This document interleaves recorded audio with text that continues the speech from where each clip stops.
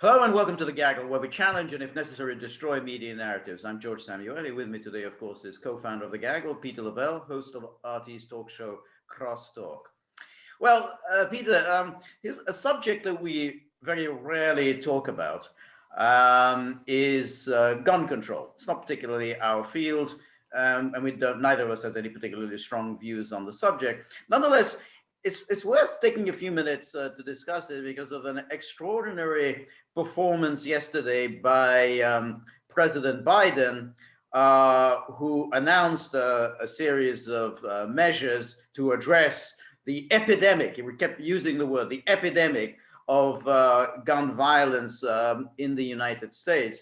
One very startling feature of the speech, and it came very early on in the speech, is that when he mentioned, yeah, the Second Amendment, but no amendment is sacrosanct. And he then citing as if the First Amendment, you can't shout fire in a crowded theater. Now, he evidently thought that this was a frightfully clever argument, but of course that unless there's fire in the theater. Well, exactly, and that's why what he was doing is that he was quoting from one of the worst legal decisions that the U.S. Supreme Court has rendered, and the U.S. Supreme Court has rendered many disastrous decisions, but this one is a particularly bad one. It was from 1919, which upheld a conviction of a number of socialists who were advocating against the draft for the First World War. And Justice Oliver Wendell Holmes upheld the conviction of these socialists by saying that, well, you can't have freedom of speech because you're not free to shout fire in a crowded theater. But of course, they leave out an ingredient in that is, as you said, to shout fire falsely in a crowded theater, because that's the important point. Because if there is a fire in a crowded theater, then you need to alert the people in the crowded theater that there's a fire. And similarly, he used the expression in order to cause panic. In other words, it was somebody who's doing it for no other reason but to cause unnecessary panic. So he was misquoting Oliver Wendell Holmes, and he was citing an abysmal court ruling that was actually overturned 50 years later in Brandenburg versus Ohio, which we've already discussed. Anyway, so that gives you a measure of the intellectual mediocrity of Biden's presentation. Now, the thing about gun control, I mean, in general terms, is there's basically nothing wrong with legally owning guns and using them in a legal fashion. Anything at all, if you use it illegally, can be a lethal weapon. I mean, you can use a car in order to kill many people, and terrorists have done that. So what's the remedy? Ban cars, or any kind of instrument. You can use a hammer to do some work on your home. You can also use hammer as a lethal weapon. So it's a strange kind of an issue. And then he of course doesn't cite the most obvious point, which is that the gun violence that we talk about in the United States, almost something like 70% of the gun violence is suicides. Now, it's obviously undesirable for any society to have a high rate of suicide. And one should then address what issues are causing a high rate of suicide. But nonetheless, suicide is legal, and you can't start imposing all sorts of restrictions on the legal gun ownership and legal gun use because of the fact that people are committing suicide. And then he talked a great deal about these rifles, these semi-automatics, which is a favorite bugaboo of Democrats, because they actually play no role whatever in crimes. The crimes are committed by handguns, and handguns that are usually owned illegally by criminals. And what is also amusing is that when there was an attempt occasional attempt at gun control in the cities. Remember, like Mayor Mike Bloomberg, who had his famous stop and frisk policy in New York City. He was, of course, attacked and lambasted by all liberal progressives because he was racially targeting. But of course, it was effective. You know, you basically, you know, you go to people who you suspect you know, may use their guns, you know, have guns illegally, may use them to perpetrate violent crimes. Now, it was selective. I mean, yeah, you don't go to a grandmother, you know, standing online to buy a loaf of bread. You don't go and start frisking her. So, you know, it was obviously a very selective way of frisking. Nonetheless, and that was, Bloomberg was attacked ferociously. And if you remember, Peter, Bloomberg disowned a policy that was really his calling card. I mean, that was his calling card. Hey, I made the city safe. So there was a lot of bizarre aspects to Biden's performance yesterday. All right, how many lives were saved with stop and frisk? Exactly. A lot of lives. That's it. And that was his calling card. He said, hey, I was a tough mayor of New York. I made New York safe. And then he goes and completely disowns his own policy to try to win the nomination of the party.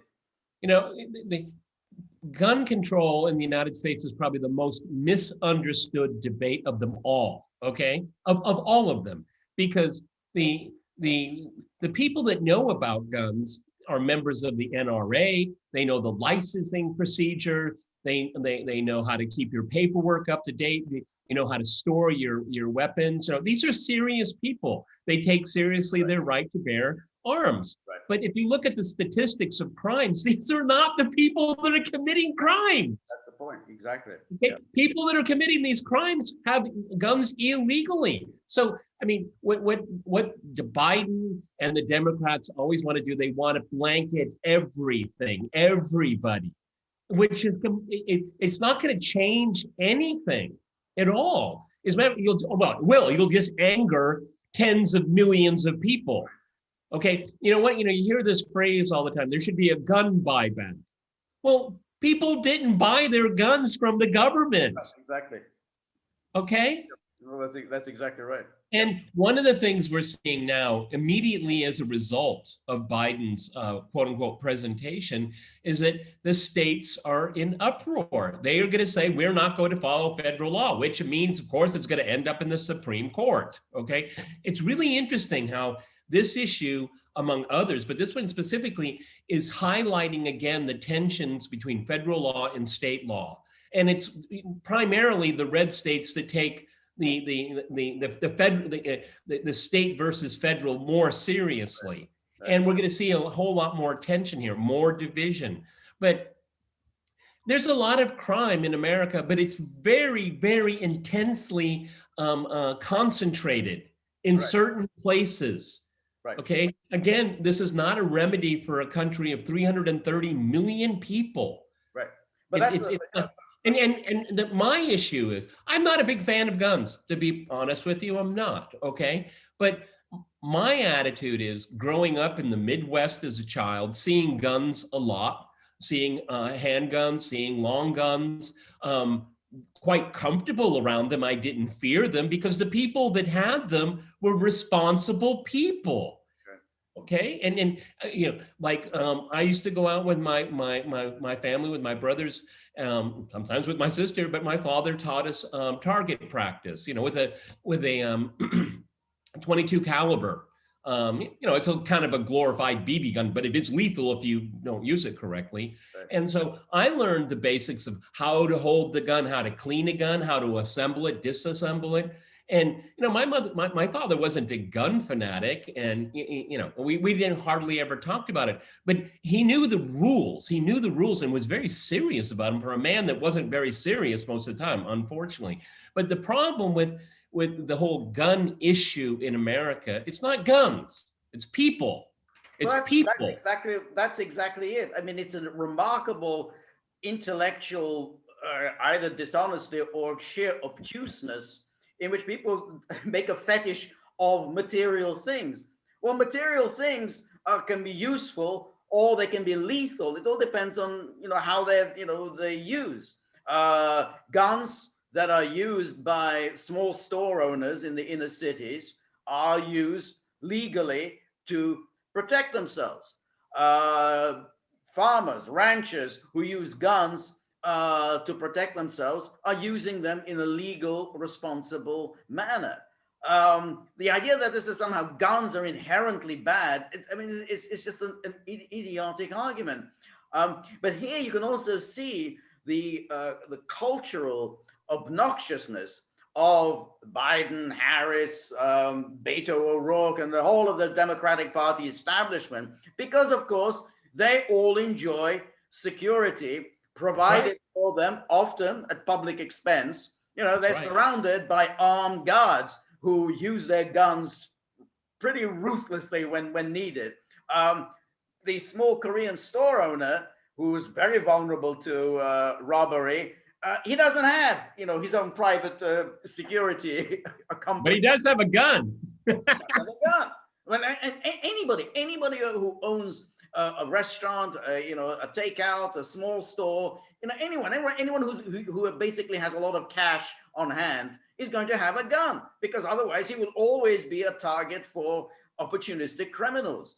And so, so again, the gun there is being used in a legal, responsible way. But this is a kind of a cultural onslaught. So like the Democrats really are essentially somehow using this issue of guns to go after the people they really don't like.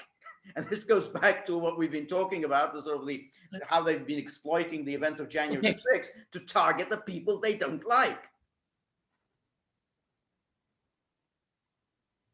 So look, I mean, if you look at the number of guns per capita in the United States, it's roughly the same as it is in Switzerland, okay? Yep. Gun ownership. Yes. But you hardly see any gun crime whatsoever in Switzerland, right. And you see an enormous amount of it, and it's getting worse in the United States. That's the comparison you need to make. Why? And I have always thought, in thinking about this argument, is that why do people feel threatened? Okay, why are there so many guns? Okay, and I personally believe is that after 60 years of denigrating the middle class and working people, is that they feel less and less safe. It's an atomization process. You're being separated from your communities because they're changing very quickly. You have outside forces saying, you can't have housing zoning like that. The federal government's going to decide your housing. Really? And not the city, not the municipality, the federal government is. I could go on and on. The kind of education they're giving people, okay, over and over again. And then this politics of division, of dividing people by race, and constantly pounding away at that. And what it does is it creates fear. And people feel isolated. And unfortunately, in my opinion, I'm not an expert on this, my observation is that people somehow feel safer with guns, okay? Which, again, as you said, it's a tool, okay? It's a lethal tool if it's not used correctly. So there's something in the kind of societal mentality, if I could say that why people feel the need for it. And then, of course, just say the obvious, though you get in a lot of trouble for it. A lot of these crimes are, and we talk about the racial issue, it's black on black. Yep. Okay? A lot. That's right. And like I said, there are certain cities, Washington, D.C., Oakland, or at least it used to be. Chicago is the prize, okay? Yep. I mean, what are happening in those cities where it's so prevalent and rife? Why? Because if you look at people in rural areas, I mean, why isn't there an epidemic of slaughter there? Right. No, because they use guns. Like if you have a farm, you got to get rid of rodents. You don't want your livestock to be threatened. Okay, and I'm really glad you brought up the Koreans, because when the Rodney King riots, the Korean restaurants and little stores were left alone because they're armed. Okay, and they mean business. Right. No, that's exactly right. And so here, these guns that are used in a legal fashion. Now, if you really want to address the issue of crime, then address the issue of crime. And then you have to let's go to the inner cities. Let's go to Chicago and see what's really going on there.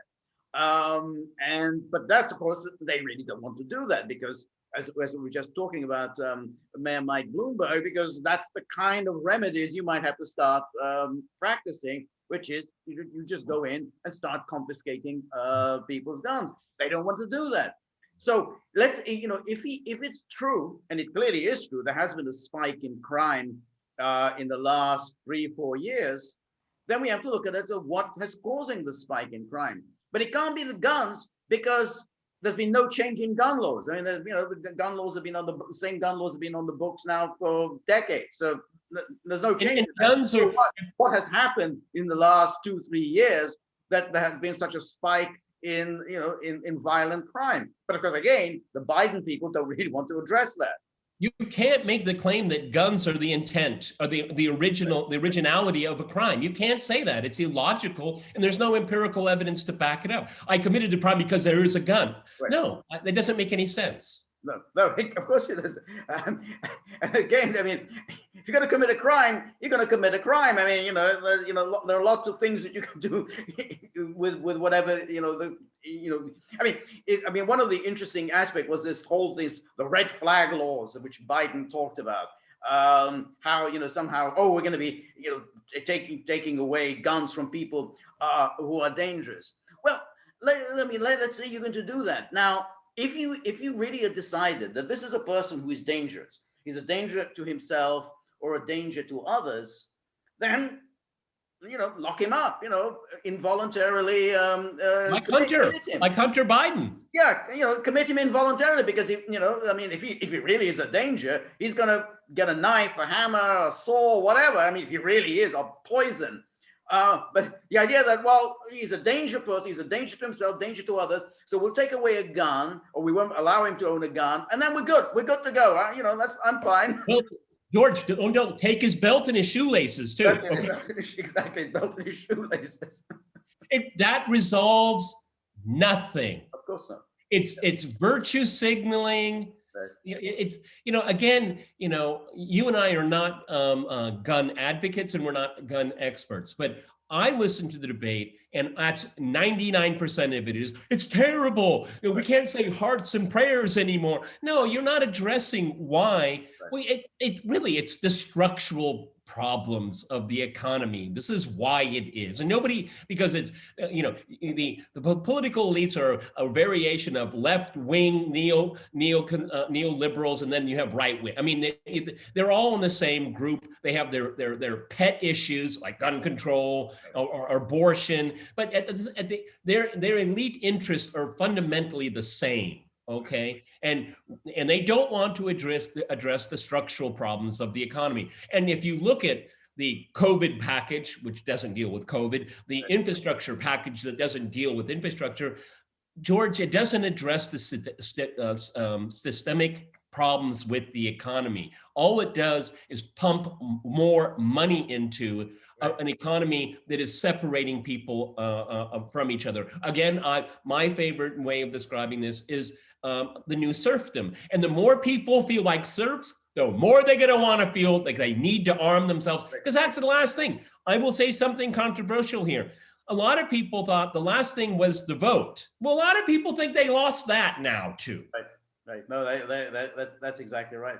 And then when you come to the issue, which I mentioned earlier about the gun violence, which they're always saying, gun violence, and then but when you find out something like 70% of that gun violence is suicides, then you really have to address, why is there a high rate of suicide in America? That's a serious problem. And that isn't really anything to do with guns, because after all, we also know about OxyContin overdoses, and generally drug overdoses in America, which have nothing to do with guns. But it is a problem. You get outlaw rope now. Yeah, exactly. Exactly. And there does go to your point about the economy. I mean, why are so many people concluding that their lives are hopeless and that they have nothing to live for, and deciding to end them? That's a serious issue. When you and I were growing up in America, let's think of the cultural scene. Let's think of the lay of the land economically. When we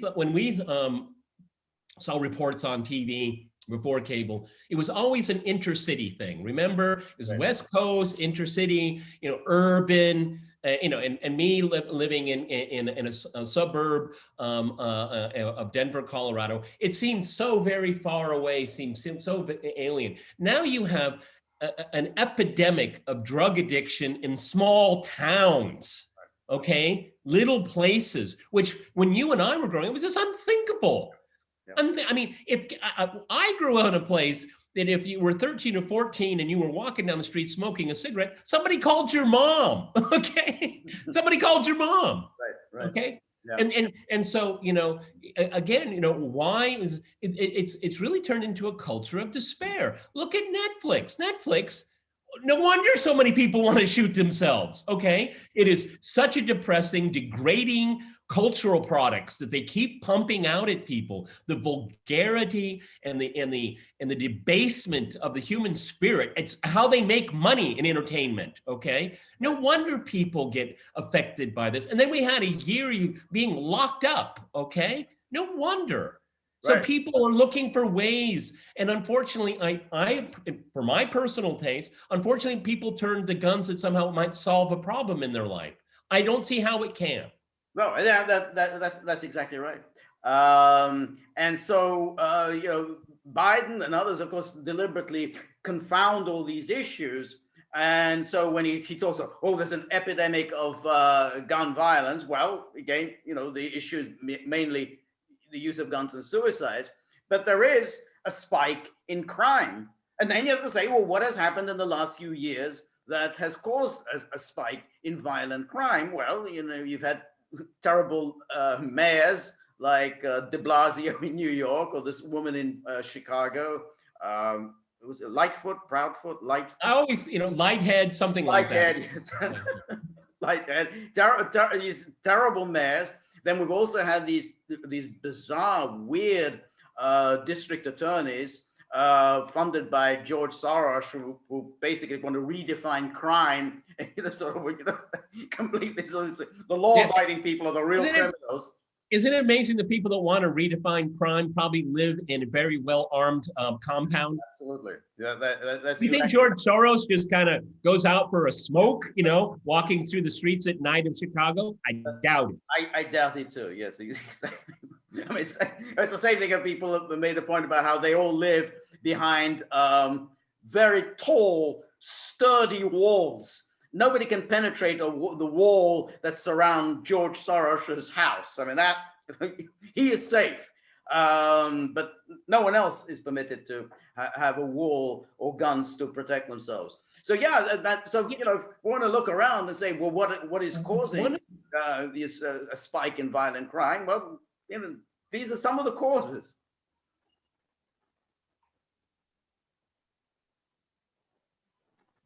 I think we got frozen. Yeah, I see you. I can still see you. Yeah. Okay. You looks good now. You're moving.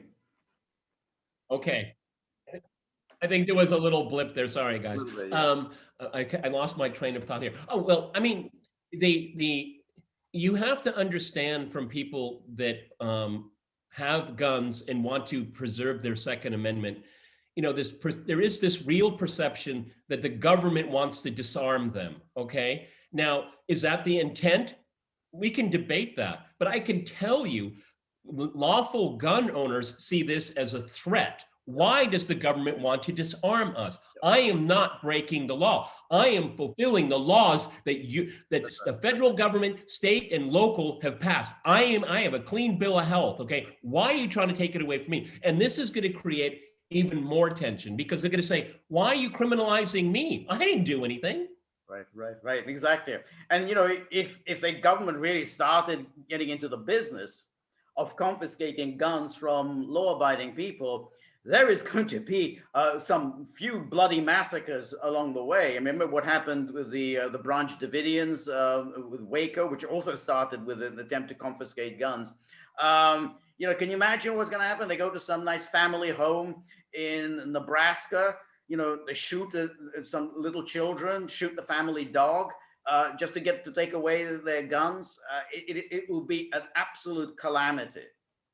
No, let's be honest here. There will be mass resistance, and it will be a bloody mass resistance, because we have, it's difficult to explain to non-Americans about this, but the people feel that they're losing ground. They have been for the last 50 years, and it's coming. There's that feeling they're coming for me finally. Me, okay. Like I said, the election of 2016 is so fundamental here, because people, was Trump's message good for the material invested interests of the people that voted for him? Maybe not, but he gave them a sense that this is the last chance you've got, okay? And they picked up on it. And I would say you could highly correlate gun ownership and the perception is that I'm being squeezed, okay? And here's someone that's going to say something. And obviously, I'm going to connect the dot here. But this is obviously to go after Trump supporters. All right, no question. I mean, you are going after the people. Well, they're law-abiding gun owners. They're not criminals. They've done nothing wrong, and they feel very strongly about their guns. These are Trump voters, and it really is. It is directed. It is again, as other things that the Biden administration is doing. It is targeting the people it doesn't like, the people who don't support it, the people that it identifies as the enemy within. I mean, that's pretty much seems to be the doctrine that animates these Biden people, and that's what it's all about. So as you say, these voters, they say this government doesn't like us, and he wants to disarm us. And then the next question is, why does he want to do that? What else does he want to do to us? It's really interesting if you watch the major news shows, all the way from CNN all the way to Fox, there's such an enormous amount of time about corporate tax cuts, should it be 28 or 25? And they go on. And I'm just thinking the average person is more interested, doesn't have a clue what they're talking about, doesn't care. Because if you make all that kind of money, you have lawyers that will always make sure you pay nothing, okay? But of course, even if you're working hard it's say you're making just barely 6 figures as a household here, you still don't have the resources to hire a tax lawyer and all that. I mean, the disconnect is so amazing. Is that what these elites are talking about all the time? The average people, don't even have a say in it, even if they like it or dislike it. Right. It's just like this over them. And then you come up with an issue like this. It's like, whoa, I understand this issue. Okay, you want to divvy up all the money to everybody on the top, like you've been doing for 60 years. But now you're coming down to an issue that I actually know something about. And I'm going to defend it. That's a very good point. That's the disconnect. That's a very, very good point. Exactly. That's an issue they understand, they care about. And of course, there are other issues like that. I mean, like whether an election is fair or not. They think, hey, that's an issue I understand. And that's something I care about. So here, you've got ordinary people. They don't have a lot of money. They don't really have resources. They're not like corporate lobbyists who come to Mitch McConnell's office, or generally to everybody, all these smarmy politicians' offices, and write out their checks for tens of thousands of dollars. They don't have those means at their disposal, but they have other means, and they want to make their feelings felt. And guns or elections, those are issues that they care about. And they want to make their feelings felt. It's a democracy. They have a say in the matter. That's such a very interesting comparison, because there are people that do feel that their vote was stolen from them. They strongly believe it, but the juxtaposition is, but I have my gun, right. and it's real. Right. I have it, right. And I'm not going to let you take it away. You might have taken my vote away, and there's nothing I can do about it. Right. But this I can. You see the difference there, and it's really important. No, you're absolutely right. No, that's why. So, if Biden wants to go down that path, a bloody disaster beckons. This is something Americans will fight about, and all the talk about, we'll keep the Second Amendment intact. No one believes that. No, everyone says no. This is just the first step, because of course this isn't going to do anything to crime. Crime will still be present. And the next time some crazy shooter shoots up a few people, boom, the Democrats come back and say, oh, we need even tighter weapons control. But why are there school shootings? It's not because guns were available. Why did someone want to pull the trigger? They don't want to have that conversation. They don't want to have that conversation. Okay. Yeah. And I'm sorry to beat a dead horse here, but I mean, here's the president of the United States going through executive order, which of course is his prerogative. But when it deals with the Second Amendment, I still think it's probably better to go through Congress, because then that way you can have a debate about it. Executive orders are not debatable. Trump did it. So did Obama. All presidents do it. I'm not going to be like Fox News, outrage executive orders. Okay, no, I want to be fair on that one there. But it's very important to have a debate, because look at the president of the United States. Look what his son did. Yeah. He broke the law. He broke the law. And anyone that was at the Capitol Hill riot had done the same thing. 15 years. 15. Yeah. Well, those people are already facing 20 years for wandering around the Capitol building. No, I think that's an excellent point, and that again fuels the hatred and resentment among the public, which is there are two standards. Not only do these people who want to take your guns away have perfectly good security, safety for themselves, they're surrounded by bodyguards all the time. Not only that, but when one of their own, somebody who works for them or their own offspring get themselves into trouble with gun control laws, they walk. Suddenly the DOJ is absent, too busy with something else. So yeah, but when it's a disapproved person, whoa, boom, boy, does the DOJ come down on you. What was the Secret Service doing with Biden's son? He was no longer in office. Right. What's that all about? Yep. Concierge service? Right. Yeah. And of course, this is his brother's, his brother's wife who threw away the gun. Now, she presumably threw away the gun because she was absolutely terrified of him. I mean, you can see this is the person that he's fine. He gets a gun illegally. He's obviously mentally unstable because his brain is fried on drugs, so much so that his I suppose girlfriend or whatever is terrified of him and throws away the gun in a completely haphazard fashion. And that's fine. That's fine. No criminal charges there. Yeah, instead of a red flag, you get concierge service. How's that work? Yeah.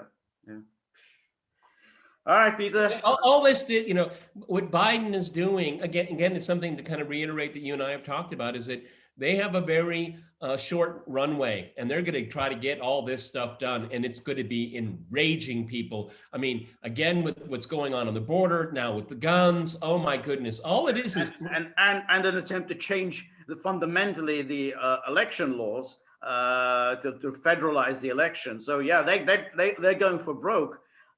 So we'll see how that works out. Well, they're going for broke, George, and they're going to break it. Literally going for broke. All right. So thank you, Peter. Remember, we are now on Rumble. Please look us up there. And if you like the gaggle, please like, share, and subscribe. See you soon. Bye.